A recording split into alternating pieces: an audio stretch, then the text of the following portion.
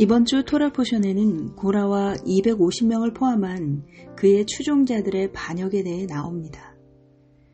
그러나 고라가 직접적으로 반란이나 반역을 입으로 선언한 것은 아닙니다. 그는 영리한 사람이었고 그는 모세뿐만 아니라 우리 모두는 거룩한 존재이다 라고 말하며 어느 정도 진리가 섞인 말로 공격합니다.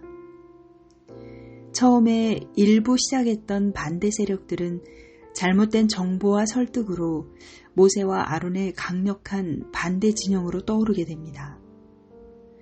슬프게도 그들은 자신이 믿는 것이 정의라고 여겼습니다. 그래서 그들은 어느 쪽이 옳은지를 증명해 보이는 향로 시험을 기꺼이 수락합니다. 그들은 향로와 함께 하나님 앞에 섰고 하나님은 자신의 편이시며 모세와 아론이 순진한 백성들을 착취하고 있다라고 생각했습니다. 그러나 사실 모세와 아론은 그들의 욕심에 따라 나라를 다스린 것이 아닙니다. 그들은 오히려 백성들을 위해 큰 희생을 치렀습니다.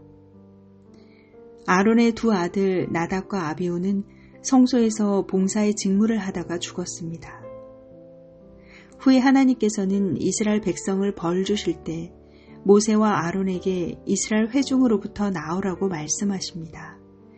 그러자 그들은 이스라엘 백성들을 위해 엎드려 기도하며 모두 멸하시면 안 된다고 하나님께 중보합니다. 모세와 아론의 리더십은 자기 희생의 리더십이었습니다. 다음의 말씀은 이를 잘 보여줍니다.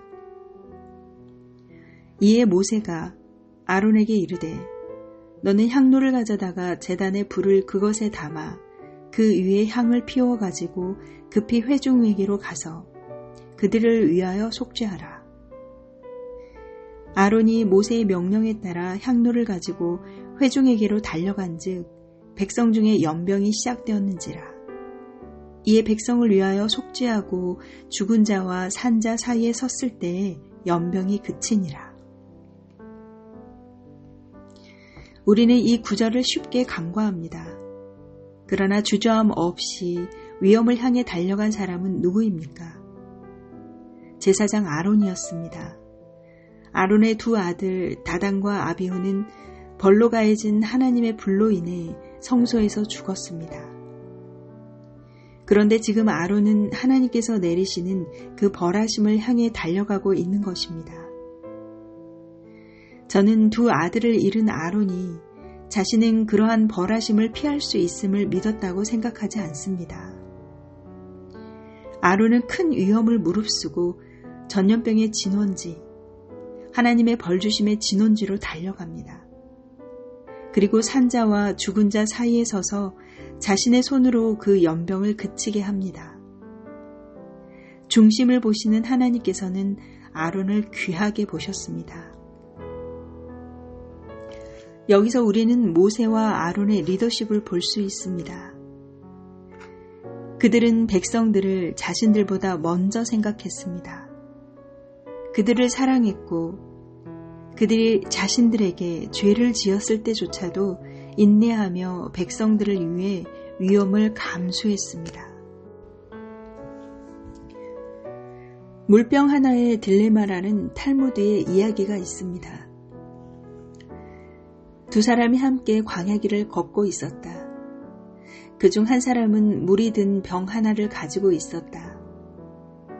만약 둘 다 물을 마신다면 둘 다 죽을 것이고 한 사람만 물을 마신다면 물을 마신 사람은 거주지에 도착하여 살아남을 수 있다. 이 이야기에 대해 벤 페트라는 둘 다 물을 마시고 죽어서 아무도 그 친구가 죽는 것을 보지 않는 것이 더 나을 것이다 라고 말했습니다. 한편 랍비 아키바는 당신의 생명은 친구의 생명보다는 우선되어야 한다고 논평했습니다. 그러나 논평에 쓰여있지 않는 세 번째 의견이 있습니다. 물을 가진 그 사람이 물을 통째로 친구에게 내어주고 자신은 죽을 수 있다는 것입니다. 자기 희생을 강조하는 이 세 번째 해석은 로마서 9장에서 바울이 우리에게 가르쳐주는 교훈입니다. 내가 그리스도 안에서 참말을 하고 거짓말을 아니하노라. 나에게 큰 근심이 있는 것과 마음에 그치지 않는 고통이 있는 것을 내 양심이 성령 안에서 나와 더불어 증언하노니 나의 형제, 곧 고르게의 친척을 위하여 내 자신이 저주를 받아 그리스도에게서 끊어질지라도 원하는 바로라. 저는 주저하지 않고 폭풍 가운데로 달려가 재앙을 멈추게 한 아론에게서 같은 태도를 봅니다. 우리는 예수님을 통해서 희생의 가장 높은 행위를 봅니다.